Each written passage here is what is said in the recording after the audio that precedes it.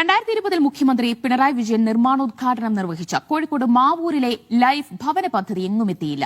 പദ്ധതിക്കായി ഏറ്റെടുത്ത ഏക്കർ കണക്കിന് ഭൂമി കാടുപിടിച്ച് നശിക്കുകയാണ്. പദ്ധതി എന്ന് നടപ്പാക്കുമെന്ന് സംബന്ധിച്ച് അധികൃതർക്കാണെങ്കിൽ കൃത്യമായ മറുപടിയുമില്ല. ഞങ്ങൾ കല്ലു മാത്രം ഇട്ടു പോകുന്നവരല്ല. കല്ലിട്ടാൽ കല്ലിൽ കല്ല് വയ്ക്കും, കല്ലിന്റെ മീത കല്ല് കെട്ടും, അതൊരു വീടാകും. അത് തീരുമാനിച്ച മനുഷ്യന്റെ കൈകളിലേക്ക് ഞങ്ങൾ സമ്മാനിക്കും. മുണ്ടക്കൈ ചൂരൽമല ദുരന്ത ബാധിതർക്കുള്ള ടൗൺഷിപ്പ് ഉദ്ഘാടന ചടങ്ങിൽ മന്ത്രി കെ രാജൻ പറഞ്ഞത് ഞങ്ങൾ തറക്കല്ലിട്ട് മടങ്ങുന്നവരല്ല എന്നാണ്. എന്നാൽ മാവൂരുകാർ പറയുന്നത് പിണറായി സർക്കാർ തറക്കല്ലിട്ട് മടങ്ങുന്നവരാണ് എന്നാണ്. എന്തുകൊണ്ടാണ് അവർ അങ്ങനെ പറയുന്നത് എന്ന് നമുക്ക് പരിശോധിക്കാം.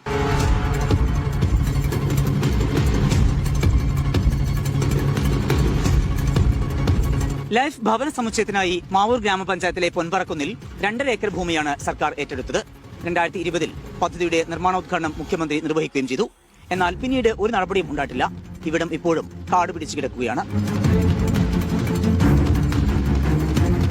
2020 സെപ്റ്റംബർ 24 നിർമ്മാണോദ്ഘാടനം കഴിഞ്ഞ പദ്ധതി പക്ഷേ തിരഞ്ഞാൽ കാണില്ല.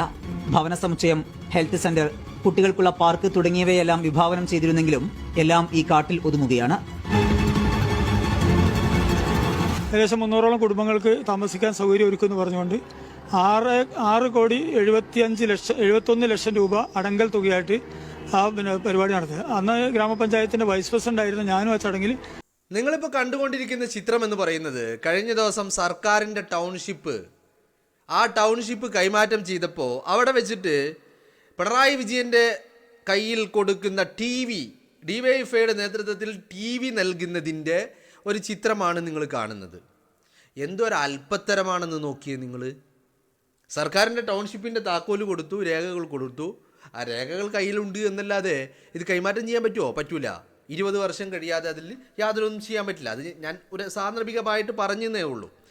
അതവിടെ നിൽക്കട്ടെ. ഇപ്പോൾ താക്കോലൊക്കെ കൊടുത്ത് ഈ താക്കോല് കിട്ടിയ ആളുകൾ അവർക്ക് താമസം തുടങ്ങിയോ? ഇല്ല. ഒന്നാമത്തെ കാര്യം. ഇനി രണ്ടാമത്തെ കാര്യം എന്ന് പറയുന്നത് ഫെബ്രുവരി 28 ലീഗ് ഒരു വീട് കൈമാറ്റം നടത്തി അല്ലേ? ആ കൈമാറ്റം നടത്തിയതിൽ വീട് കൊടുത്തപ്പോൾ താക്കോല് കൊടുത്തു, രേഖകൾ കൊടുത്തു എന്ന് പറഞ്ഞാൽ രേഖകൾ കയ്യിൽ കിട്ടിയ ആ സമയം മുതൽ പിന്നെ ലീഗിന് അതിൽ യാതൊരു അവകാശവുമില്ല. പൂർണ്ണ അർത്ഥത്തിൽ അവരുടേതായി മാറി. ഒന്നാമത്തെ കാര്യം. ഇനി രണ്ടാമത്തെ കാര്യം, ഈ വീടുകൾ കൈമാറിയപ്പോൾ നിങ്ങളൊന്ന് ആലോചിച്ച് നോക്ക്. ആ വീട്ടിലേക്ക് കയറിക്കിടക്കാൻ ഇപ്പോഴും സജ്ജമായിട്ടില്ല. അങ്ങനത്തെ വീട്ടിലേക്ക് കയറിപ്പോവാൻ സജ്ജമാകാത്ത, പൂർണ്ണതോതിൽ സജ്ജമാകാത്ത വീട്ടിലേക്ക് പോകുന്ന ആളുകൾക്ക് കയ്യിൽ കൊടുത്തത് TV ആണ്. നിങ്ങളൊന്ന് ആലോചിച്ച് നോക്ക്. ആ വീട്ടിലേക്ക് വേണ്ട എന്തെങ്കിലും ഫർണിച്ചറുകൾ നൽകിയിരുന്നെങ്കിൽ അല്ലേ? ഏറ്റവും ഫസ്റ്റ് ആവശ്യമുള്ളത് എന്താണ്? ഇപ്പോൾ ഒരു TV ഒക്കെ അവർ വാങ്ങുമായിരിക്കും. ഇനി വാങ്ങിയാലും ഇല്ലെങ്കിലും ശരി, ആ വീട്ടിൽ താമസിക്കണ TV ഉണ്ടായിക്കൊള്ളണം എന്നൊന്നുമില്ലല്ലോ. TV ഉണ്ടെങ്കിലും ഇല്ലെങ്കിലും ആ വീട്ടിൽ താമസിക്കാം. പക്ഷെ അവിടെ വേണ്ടത് എന്താ? ഫർണിച്ചറുകൾ വേണം. ഈ ഫർണിച്ചറുകൾ കൊടുത്തോ? പറയുന്ന കട്ടിലോ, ബെഡോ, സോഫയോ, കസേരയോ, മേശയോ, അലമാരയോ, ഇനി വീട്ടിലേക്ക് വേണ്ട അടുക്കളയിൽ ഉപയോഗിക്കേണ്ട പാത്രങ്ങൾ, അങ്ങനെ എന്തെങ്കിലും കൊടുത്തോ? ഇത് കൊടുത്തില്ല എന്ന് മാത്രമല്ല, അല്പന്മാർ കൊണ്ടുപോയിട്ട് TV വെച്ച് കൊടുത്തിട്ട് അതിൻ്റെ മേലെ TYFI എന്ന് സ്റ്റിക്കർ ഒട്ടിച്ചേക്കുക. എന്തൊരു അല്പത്തരാ നോക്കിയാൽ നിങ്ങൾ. എന്നാൽ ഇറ്റങ്ങളെ പറഞ്ഞ് തിരുത്താൻ ഒരു മനുഷ്യന്മാരില്ല എന്നുള്ളതാ. നിങ്ങളൊന്ന് ഇപ്പം ലീഗുകാർ ആ കൊടുത്ത വീട്ടിൽ സ്റ്റിക്കർ ഒട്ടിക്കാനാണെങ്കിൽ എന്തൊക്കെ ഉണ്ടായിരുന്നു എന്നറിയോ? ഞാൻ എണ്ണി പറഞ്ഞുതരാം. പാത്രങ്ങൾ ഉണ്ടായിന്, അതവിടെ നിൽക്കട്ടെ. മിക്സി ഉണ്ടായിന്, ഫാൻ ഉണ്ടായിന്, ക്ലോക്ക് ഉണ്ടായിന്, ബെഡ് ഉണ്ടായിന്, പില്ലോ ഉണ്ടായിരുന്നു, കട്ടിലുണ്ടായിരുന്നു, അലമാരയുണ്ടായിരുന്നു, സോഫ സെറ്റി ഉണ്ടായിരുന്നു, ഡൈനിങ് ടേബിൾ ഉണ്ടായിരുന്നു. ആ ഡൈനിങ് ടേബിളിലുള്ള കസേരകൾ ഉണ്ടായിരുന്നു. പ്ലാസ്റ്റിക്കിൻ്റെതല്ല കേട്ടോ, മരത്തിൻ്റെ. ഇത് കഴിഞ്ഞിട്ട് സിറ്റ് ഔട്ടിലിടാനുള്ള കസേരകളും ഉണ്ടായിരുന്നു. അപ്പം ഇതിലൊക്കെ ഇനി ഇതൊന്നും പോരാഞ്ഞിട്ട് ആ വീടിൻ്റെ മുകളിൽ ലീഗ് ഒരു പേരും എഴുതി ഒട്ടിച്ചിട്ടില്ല. മനസ്സിലായില്ലേ? അപ്പോൾ ഞാൻ ആലോചിക്കുന്നത് എന്തൊരു അല്പന്മാരാണോ. ഒരു ജനതയെ ഉയർത്തെഴുന്നേൽപ്പിക്കുമ്പോൾ അവിടെ വന്നിട്ട് TV കൊടുക്കുക. ആ TV കൊടുത്തതിൽ തന്നെ അല്പത്തരാണ്. ഇത് പോരാഞ്ഞിട്ട്, ആ അല്പത്തരം പോരാഞ്ഞിട്ട് അതിൻ്റെ മേലെ DYFI എന്ന് എഴുതി വെക്കുക. ജനത്തിനറിയില്ലടോ ഇത് ആരാ തന്നത്, ആരൊക്കെ എന്തൊക്കെ തന്നു എന്നുള്ളത് ജനത്തിനറിയാത്ത കാര്യമാണോ? ജനം ഇത്ര പൊട്ടന്മാരാണോ? അപ്പോൾ എന്താണ് ലക്ഷ്യം? നിങ്ങൾ നോക്കിയേ ആ ചിത്രത്തിൽ ആ ചിത്രത്തിൽ നിങ്ങൾ അതാ കാണുന്നത് അല്പന്മാർ. എന്നിട്ട് അതിൻ്റെ കൂടെ എന്നാ പിന്നെ ഇതൊന്ന് പറഞ്ഞ് തിരുത്താൻ ഇപ്പോൾ കുട്ടിയാൾക്ക് ചിലപ്പോൾ ബോധമൊന്നും ഉണ്ടായിന്ന് വരില്ല, അവർക്ക് ഈ പറയുന്ന കോമൺ സെൻസ് ഉണ്ടായിന്നും വരില്ല. മനസ്സിലായില്ലേ? അല്ലെങ്കിൽ ഈ കൂട്ടത്തിലുള്ള ഒന്നിനും അതില്ല. എന്നാ ഒരുത്തൻ 19 വയസ്സുള്ള ഒരു ചെങ്ങായി അവിടെ നിൽക്കണില്ലേ, ഈ അല്പനെങ്കിലും ഇതൊന്ന് പറഞ്ഞൂടെ, എടോ ആ സ്റ്റിക്കർ എടുത്ത് മാറ്റ്, ഇത് അല്പത്തരാണ്, ഇങ്ങനെ ചെയ്യാൻ പാടില്ല എന്ന് ആ 80 വയസ്സുള്ള ആ ചെങ്ങായിയെങ്കിലും ഇത് പറഞ്ഞു കൊടുക്കണ്ടേ? അത് പറഞ്ഞു കൊടുക്കണതിന് വരെ ഇളിക്കുകയാണ്. അല്ലേ? നിങ്ങളൊന്ന് ആലോചിച്ച് നോക്ക്. ഇത്രയേ ഉള്ളൂ. ഇപ്പം ഈ വേദിയിൽ വെച്ചിട്ട് ഞാനിങ്ങനെ ആലോചിക്കുക, ഈ വേദിയിൽ വെച്ചിട്ട് ഇപ്പോൾ കഴിഞ്ഞ ദിവസം ആര് പറഞ്ഞു? മന്ത്രി രാജൻ പറഞ്ഞു ഞങ്ങൾ കല്ലിട്ടിട്ട് പോണ ഏർപ്പാട് ഞങ്ങൾക്കില്ലയെന്ന്. 2020 വിജയൻ മാവൂരിലൊന്ന് കല്ലിട്ടിട്ടുണ്ട്, കോഴിക്കോട്ടെ മാവൂരിൽ. ലൈഫിൽ ഭവന സമുച്ചയത്തിനുള്ള പദ്ധതിക്കുള്ള തറക്കല്ലാണ് ഇട്ടത്. അന്ന് ഓൺലൈനായിട്ടാണ് അന്ന് തറക്കല്ലിട്ടത്. തറക്കല്ലിട്ട് എന്നല്ലാതെ ആ ഫലകം ഇപ്പോൾ എവിടെ ഉണ്ട്? മാവൂരിലെ പഞ്ചായത്തിൻ്റെ ആഫീസിലുണ്ട്.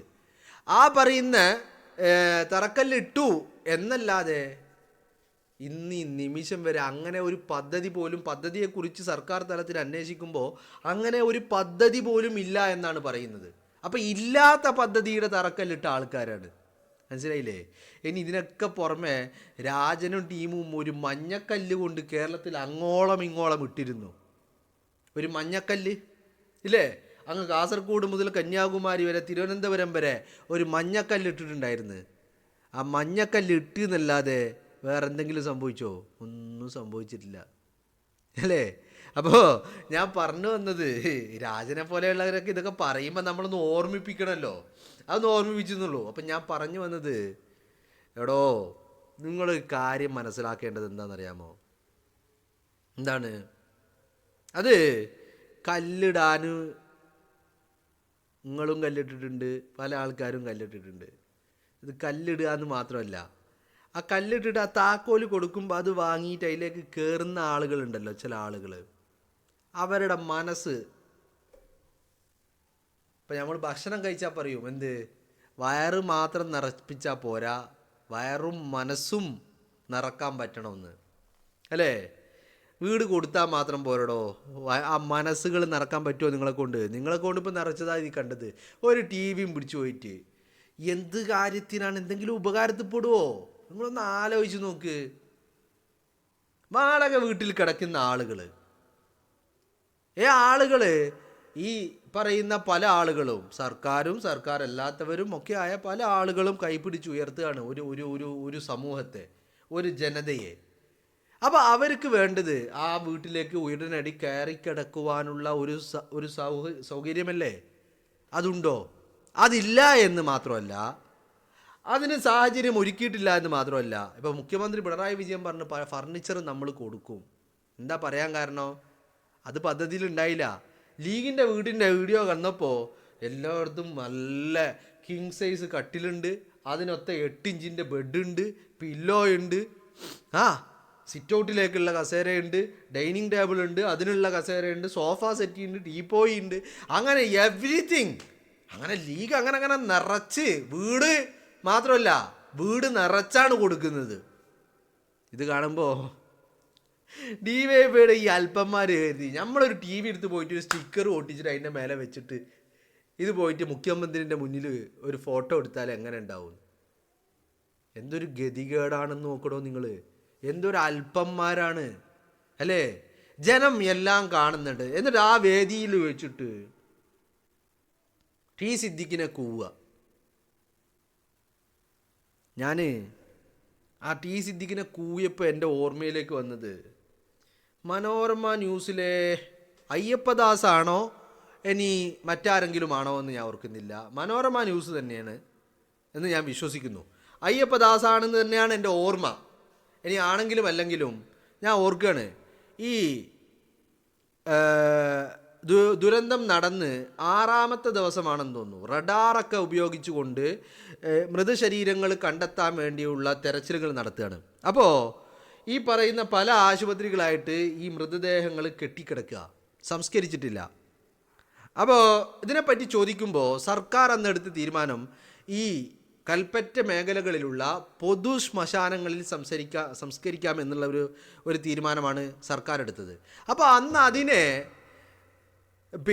ടി സിദ്ദിഖ് എന്ന് പറയുന്ന മനുഷ്യൻ അതിനെ എതിർക്കുകയും അവിടെയുള്ള ഈ പറയുന്ന മേപ്പാടി ഭാഗത്തുള്ള ഒരു എസ്റ്റേറ്റിൻ്റെ മാനേജറുമായി സംസാരിക്കുകയും അവരോട് സംസാരിച്ച് കാര്യങ്ങൾ തീരുമാനിക്കുകയും അങ്ങനെ HMLൻ്റെ ഒരു ഭൂമിയുടെ ഒരു പ്രദേശം ഏറ്റെടുക്കുകയും അവിടെ ഇത് സംസ്കരിക്കുവാനുള്ള എന്ന് പറഞ്ഞാൽ അന്ന് സിദ്ദീഖ് ചങ്ക് പൊട്ടിക്കൊണ്ട് പറയുന്നൊരു രംഗമുണ്ട്.